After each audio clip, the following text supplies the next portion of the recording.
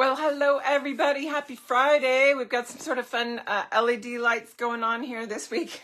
Getting ready. I always love my Christmas light display when it comes, but it's really for that. And for some reason my kids had these around. I said, I'm going to grab those. I like those. So having a little fun with you on a Friday. I have an amazing new quantum flight group going on. We've finished 2 weeks so far. We're actually going to go a full 9 weeks instead of 8. There's an interesting set of dynamics going on with the number, the geometries, just so many configurations that are just astounding me as I dive in with them. And so this question this week that we're going to dive into is one that I thought would benefit everybody, because there are others from my previous quantum flight groups that have experienced this, and they share a lot, but you might not be putting it together as far as your own journey and the questions that'll come up for you. And those are the ones I like to tackle for our entire dragon family here and for the love of dragons and wherever this gets shared. So there's one of them live right now. Hello, Giselle down in Argentina. Love that. This is, all my groups are global, but this one is probably the most global, hitting pretty much, 5 continents out of 7, pretty darn good. And I'm going to have to reflect on that and see. Yeah, I don't think we have anyone in Asia proper, but we have people that are going back and forth in Asia. So technically, I guess we're hitting 6. Anyway, and there's our Maui contingent stepping in. So this is awesome because this is a question for them and it's going to relate to everybody. So the question that got asked was, can I be from, or can we have more than one dragon lineage? And it's a really great question because all of our configurations are subtly different. So as a dragon heart or dragon rider, you have an original core signature. And that core signature stems from wherever you were created, when your soul was first incarnate and brought through. And so that would also be affected by the beings that were creating you and bringing you through, because they might be from more than one lineage. So for example, I have dragon hearts that I've worked with in my programs that were a dragon lion hybrid cross. So a winged lion dragon cross. They're specifically from the Lyran system. There are dragons in that system, even though it's predominantly feline beings. But you can imagine that with interstellar, interuniversal travel and things, that just like here on this planet, we've got a lot of migration. We've got a lot of people that go someplace and then they meet someone, and then there's a new cross created culturally or racially, whatever it is.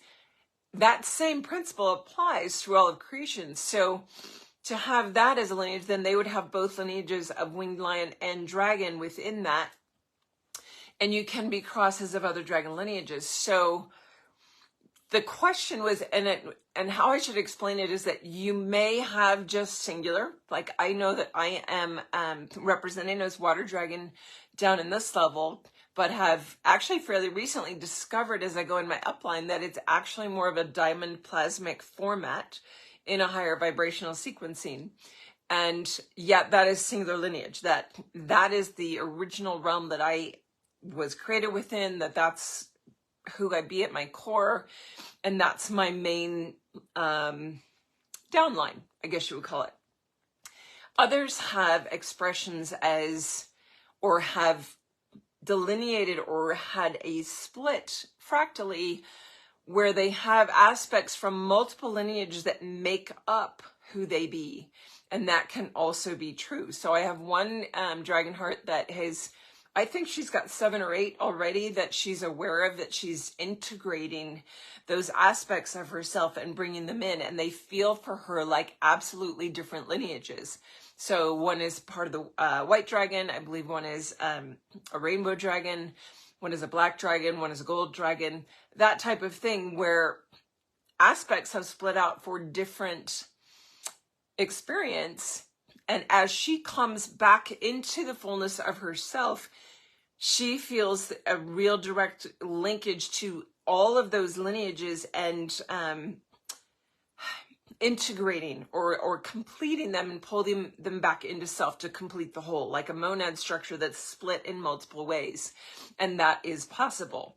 So the person that asked this question actually said, you know, someone in a reading one time told me that I have 7 different dragon lineages.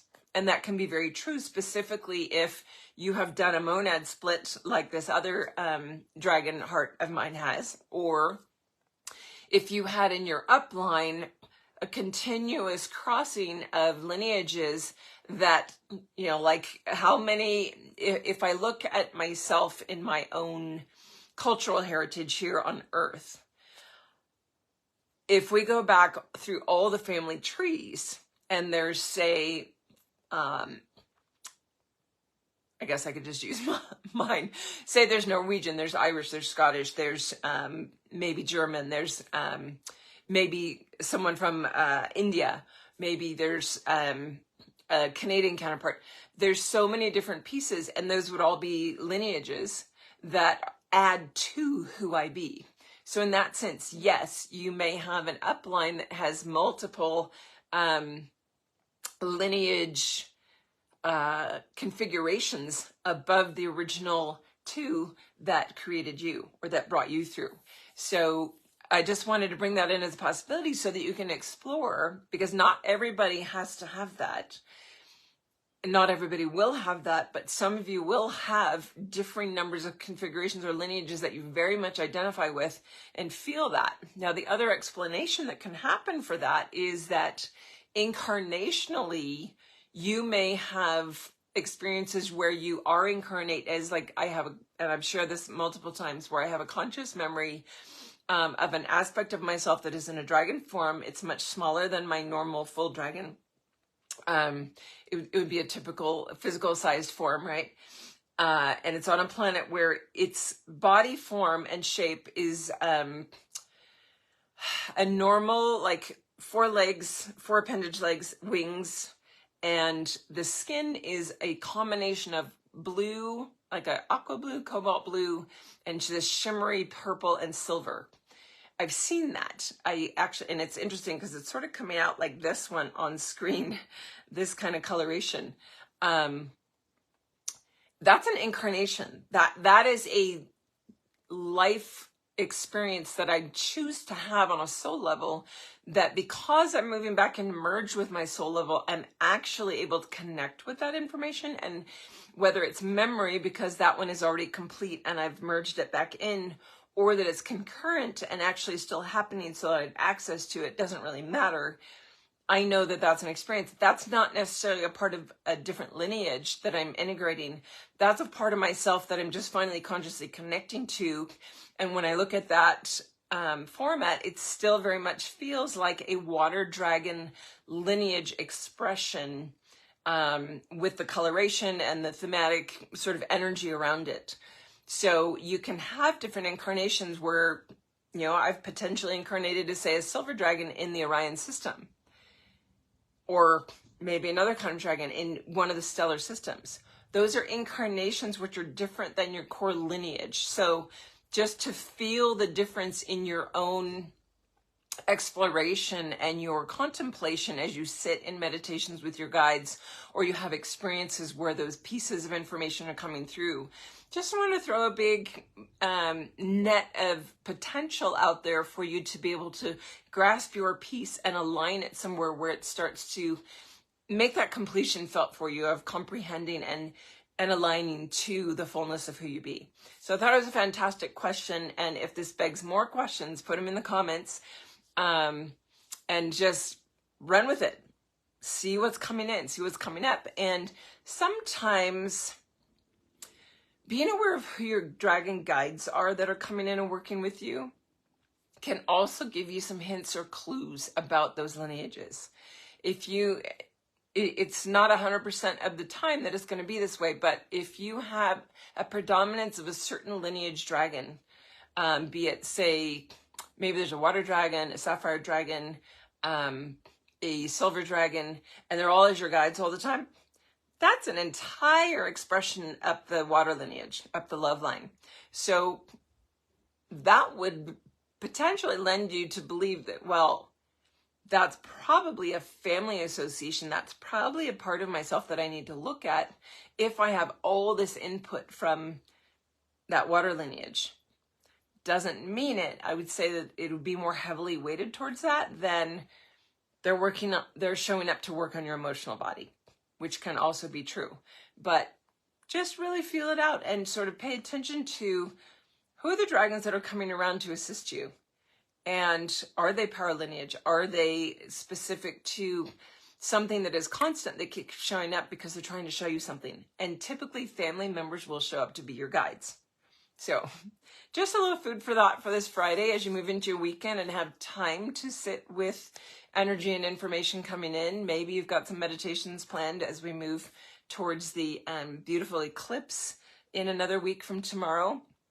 I think there's going to be some powerhouse energy around that. So hoping you have a lovely, lovely, lovely weekend.